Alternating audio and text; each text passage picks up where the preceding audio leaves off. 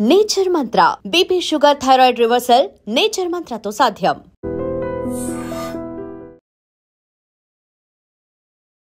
Welcome to I dream. నేను ఉదయశ్రీ. చెన్నైలో జరిగిన ఒక దారుణమైన సంఘటన గురించి మనం మాట్లాడుకోబోతూ ఉన్నాం. అతను లారీ డ్రైవర్ గుణశేఖర్ మహేశ్వరి. వీళ్ళిద్దరు దంపతులు. తనకు ఒక కుమారుడు ఒక కూతురు ఉన్నారు. 14 ఏళ్ల కొడుకు. తల్లి వయసు 42-43 వరకు ఉంటాయి. అయితే ఈ 14 ఏళ్ల కుమారుడు తన తల్లిని చంపేశాడు. ఎందుకంటే రోజు చదువుకోమనంటుందని. ఎంత దారుణమైన విషయం కదా. ఇంకా చంపింది కాకుండా ఈ నెపం తండ్రి మీదకి నెట్టే ప్రయత్నం చేశారు. వాళ్ళిద్దరి మధ్యలో చిన్న గొడవ జరిగింది ఆ ముందు రోజే. సో అది తెలిసి తండ్రి అని చెప్తే నమ్ముతారు అని ఆలోచించి ఆ అబ్బాయి 14 ఏళ్ల వయసుకే ఇంత క్రూయల్గా ఆలోచించాడు చూడండి. ఇంకా పోలీసులు ఇన్వెస్టిగేట్ చేసేసరికి అసలు విషయం బయటపడింది. ఇప్పుడు జువెనైల్ జైల్లో ఉన్నాడు తను. సో దీని గురించి మనం మాట్లాడుకోబోతూ ఉన్నాం. ఇంత చిన్న వయసులో ఇలాంటి దుర్మార్గపు తెలివితేటలేంటి, ఇదే విషయం మాట్లాడదాం. మనతో ఉన్నారు రజనీ రామ గారు, motivational speaker, family counsellor, public speaker. నమస్తే అమ్మ. నమస్తే. సో ఎంత దారుణం కదా. పిల్లలు వాళ్ళ తెలివితేటలు ఎందులో పెడుతూ ఉన్నారు? ఎందుకు సక్రమంగా వెళ్లకుండా ఇలాంటి దుర్మార్గపు ఆలోచనలు పిల్లలకు ఎట్లా వస్తున్నాయి? తల్లిని చంపడం ఏంటి? వాడి వయసు ఏంది? 14 సంవత్సరాలు. 42-43 ఇయర్స్ ఉన్న తల్లిని ఎట్లా చంపగలిగిండు? మళ్ళీ ఈ థాట్స్ ఎట్లా వచ్చినాయి? దీన్ని మీరంతా ఈ ఇన్సిడెంట్ అంతా మీరు ఎలా చూస్తున్నారు? ఇప్పుడు ఇలాంటి సంఘటనలు ఈ మధ్య చాలా జరిగాయి. టీనేజ్ పిల్లలు తల్లిని చంపడం అనేది. ఒక అమ్మాయి వాళ్ళ అమ్మని కూడా చంపింది ఆ మధ్య. పెంచుకున్న అమ్మాయి తల్లిని చంపేసింది 13 ఏళ్ల వయసులో. బాయ్ ఫ్రెండ్స్ సహాయంతో. అవునవునవును కదా, చేశాం కదా, గుర్తొచ్చిందా? ఇప్పుడు ఈ అబ్బాయి 14. అంటే ఇది వీళ్ళకి, ఈ అబ్బాయికి ఇంకా సిబ్లింగ్స్ ఎవరో ఏంటనేది మనకు తెలియదు. ఒక సిస్టర్ ఉంది. ఓకే. వీళ్ళ ఫ్యామిలీ బ్యాక్గ్రౌండ్ మీరు చెప్తుంటే నాకేమని అర్థమైందంటే లారీ డ్రైవర్ ఓకే. మరి వాళ్ళు ఎంత డిసిప్లిన్ గా ఉంటారు అంటే, అందరూ ఉండరు, కొంతమంది వాళ్ళల్లో కూడా చాలా డిసిప్లిన్ గా పంక్చువల్ గా ఉంటారు, ఒక పద్ధతిగా ఉండేవాళ్ళు ఉన్నారు. కానీ దాదాపుగా ఉండరు ఎక్కువ శాతం. వాళ్ళు డ్యూటీస్కి వెళ్ళడము, టైర్డ్ అయిపోయి రావడము, తాగి రావడము, ఇంట్లో గొడవ పడడము లాంటివి జరుగుతూ ఉంటాయి తరచుగా. ఇక్కడ ఇంట్లో ఉన్న లేడీస్ ఏంటంటే వాళ్ళు కూడా ఏదో ఒక పనిలోకి వెళ్ళడము, ఇంటికి వచ్చి ఏదో ఇంత వండి పిల్లలకి పెట్టడము, నామకే వస్తే స్కూల్కి పంపడము. చదివితే చదివారు, లేకపోతే లేదు, పంపాలి కాబట్టి పంపుతున్నారు అంతే. ఇప్పుడు ఏమవుతుందంటే ఇలాంటప్పుడు తండ్రి పట్టించుకోవడం అనేది ఉండదు, ఖచ్చితంగా ఉండదు. తల్లి కూడా అంతంత మాత్రమే పట్టించుకోవడం. ఇప్పుడు అది చిన్న తరహా ఫ్యామిలీస్లో ఏంటంటే ఇద్దరు, ఆమె కూడా ఏదో చిన్న చిన్న పనులు చేసుకుని సంపాదిస్తే కానీ ఇల్లు నడవదు. అలాంటప్పుడు పిల్లల మీద అదుపాజ్ఞ ఎవరికి ఉంటుంది? ఉండదు. ఒరే చదువుతున్నావా, మార్కులు ఎన్ని వచ్చినాయి అని అడుగుతారు ఎప్పుడైనా. లేకపోతే మీ పంతులు ఏమంటుండో అని అడుగుతారు. లేదు అని అంటే జర చదువుకోరాదా కూర్చొని అంటారు. ఇవి వాళ్ళకేమో అంటుకోవా మాటలు, ఇట్లనే ఊకే తిక్కలదానిలాగా అరుస్తుంది, పని లేదు ఏం లేదు అని వీళ్ళు తీసేస్తారు. ఇక్కడ ఏమవుతుందంటే ఇంటికి రాగానే తండ్రి ఎట్లా బిహేవ్ చేస్తున్నాడు. ముఖ్యంగా మగపిల్లలు తండ్రిని పిన్ టు పిన్ అబ్జర్వ్ చేస్తారు ఖచ్చితంగా. వాళ్ళకి జీన్స్ కూడా మగపిల్లలకి తండ్రివి ఎక్కువ వస్తాయి దాదాపుగా. మరి అలాంటప్పుడు ఆ బుద్ధులు అలా వస్తాయి వాళ్ళకు కూడా, ఏదన్నా మంచి అయినా చెడైనా వచ్చినప్పుడు ఏమవుతుందంటే అవి ఇక్కడ మ్యాచ్ అవుతాయి. ఇలాంటి నేర ప్రవృత్తికి అవి మ్యాచ్ అవుతాయి ఒకవేళ బ్యాడ్ క్వాలిటీస్ ఉంటే కనుక. ఇక్కడ ఏమైందనంటే వాళ్ళ కుటుంబం బహుశా అంటే ఊహాగానాలు పన్నకూడదు, ఇలాంటి కేసులు మనం చాలానే విన్నాము కాబట్టి, క్రైమ్స్ చాలా జరిగినాయి కాబట్టి అంచనా అయితే వేయగలం మనం. ఇప్పుడు అతను తండ్రి ఇంటికి రాగానే బిహేవియర్ ఎలా ఉంటుంది? తాగడమా, తల్లితో గొడవ పడడమా, కొట్టడమా, లేకపోతే భార్య ఏదన్నా అడిగితే అతను అబద్ధాలు చెప్తూ రావడమా? అతనికి ఏమన్నా ఫర్దర్గా ఉంటుంటే ఇలాంటి వాళ్ళకి వేరే వేరే రిలేషన్స్ కూడా ఉంటాయి కొంతమందికి. మరి ఇలాంటివన్నీ కూడా ఫ్యామిలీని కొంచెం డిస్టర్బ్ చేస్తాయి, ఇంట్లో గొడవలు అవుతాయి. ఈ గొడవలు అవుతున్నప్పుడు పిల్లలు ఖచ్చితంగా గమనిస్తూ ఉంటారు. ఈ మగపిల్లలు ముఖ్యంగా తండ్రి ఏం చేస్తున్నాడో అవే చేస్తారు. తండ్రి ఎలా మాట్లాడుతున్నాడో కొడుకు అలాగే మాట్లాడతాడు. తండ్రి లైఫ్ స్టైల్ ఎలా ఉందో పెద్ద అయినాక ఈ పిల్లవాడి లైఫ్ స్టైల్ కూడా అట్లనే ఉంటుంది, ఏం చేంజ్ ఉండదు. ఏమన్నా చదువులో ఏమన్నా తేడా ఉంటే ఉండొచ్చు, వేరే చదువులు చదవచ్చు, తండ్రి చదువుకోకపోవచ్చు, అట్లా ఉండొచ్చు, కానీ మిగతా అన్నీ కూడా అట్లానే ఉంటాయి. ఇంకొకటి ఏంటంటే ఇలా ఇంట్లో ఎవరు కూడా పట్టించుకోని విధంగా తండ్రి ఒకవైపు తల్లి ఒకవైపు పనులకు వెళ్తూ పిల్లల్ని పెద్దగా పట్టించుకోలేదు అని అంటే అక్కడ ఏమవుతుందంటే ఎక్కువ అబద్ధాలు ఆడే ఛాన్సెస్ కూడా ఉంటాయి.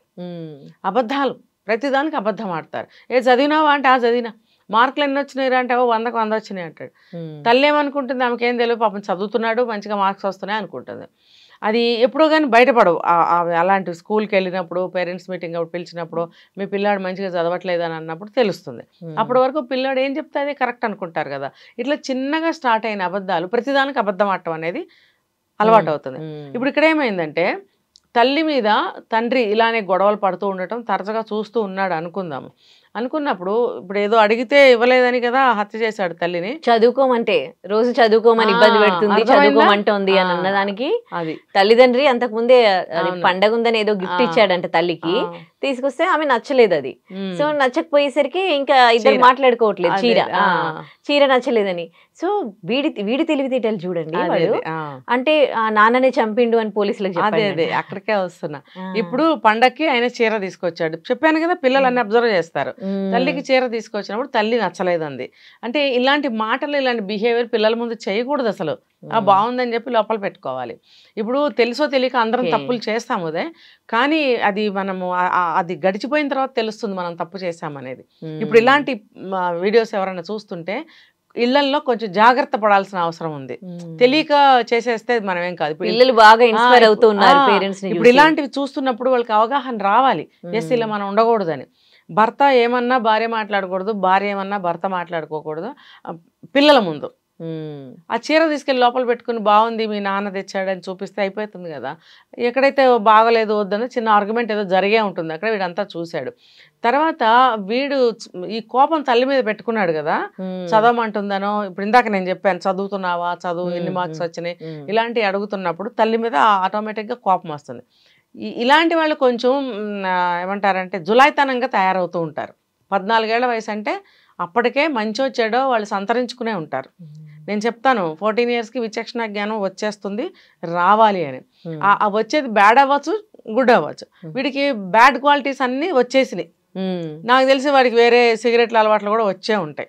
ఎందుకంటే రౌడీజంగా ఉన్నాడు కాబట్టి, మెంటాలిటీ అలా ఉంది కాబట్టి నేను చెప్తున్నా. అట్లా లేకపోయి కూడా ఉండొచ్చు. ఇప్పుడు తల్లిని అస్తమానం చదవమంటుంది, తండ్రి డ్యూటీకి వెళ్తాడు, ఈ తల్లిని అడ్డం తీసేయాలి, ఊరికే వేధిస్తుంది, తల్లి నచ్చట్లేదు. అందుకని ఏం చేశాడు, అబద్ధాలు ఆడటం అలవాటు ఉంది కదా, తల్లి తండ్రి గొడవలు పడటం చూస్తున్నాడు కదా, దేనికో దానికి గొడవలు పడుతున్నారు కదా. ఇప్పుడు ఈ ఇన్సిడెంటే తీసుకోండి, చీర నచ్చలేదు కాబట్టి గొడవ అయింది కాబట్టి నాన్న కోపం వచ్చి తల్లిని చంపేశాడు అంటే నమ్ముతారు సమాజం అనే ఆలోచన వీడికి వచ్చింది. Criminal mind.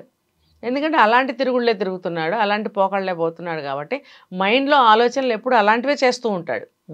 సో నేను చంపేద్దాము, నాన్న మీద తోసేద్దాం, అబద్ధాలు ఆడటం అలవాటేగా వీడు, పెద్ద టాక్టిక్స్ అనమాట.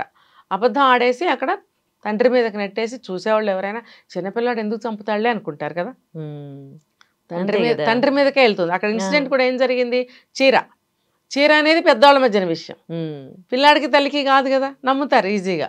అంటే వాడి బాగా మెచ్యూర్డ్ మైండ్ ఒక వచ్చేసాడు. వాడు ఇంట్లో సమస్యలకి, విషయాలకి, సిచ్యువేషన్స్ బాగా అడాప్ట్ చేసుకుంటున్నాడు. వాడు చేసుకుని ఏం చేస్తున్నాడు, చెడుగా మలుచుకుని తల్లిని చంపేసి తండ్రి మీద పెట్టేద్దాం అనుకున్నాడు. కానీ ఇంకా బయట విషయాలు అంతా అన్నీ కూడా అతని నాలెడ్జ్కి రావు కదా. ఏదైనా పోలీసులు వెంటనే పట్టుకుంటారు, ఎలా అయినా ఎవరు నేరస్తుడో వాళ్ళని పట్టుకుంటారనేది తెలియదు వాడికి. ఇంకా తెలియక ఈ పని చేశాడు. చివరికి ఎలా అయినా ఈ పిల్లాన్నే పట్టుకుంటారు, మళ్ళీ వీళ్ళు తీసుకెళ్ళి జైల్లో పెడతారు. ఇంకేముంది, చివరికి జరిగేది అదే. కానీ ఎందుకు ఎలాంటివి చేస్తున్నారంటే ఇంటి నేపథ్యం అనేది కరెక్ట్గా ఉండటం లేదు. ఇవాళ రేపు కూలి చేసుకునే వాళ్ళు అయినా సరే, ఉన్నవాళ్ళైనా ఎవరైనా సరే పిల్లల్ని చాలా జాగ్రత్తగా పెంచుకోవాలి.